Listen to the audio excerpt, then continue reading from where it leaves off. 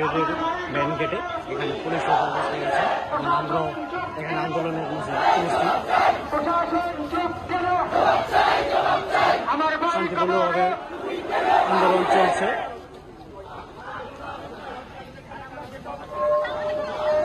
আমরা আমাদের সামনে যে ছাত্র বন্ধুরা আছে আমরা তাদেরকে সিদ্ধান্ত রাখবো।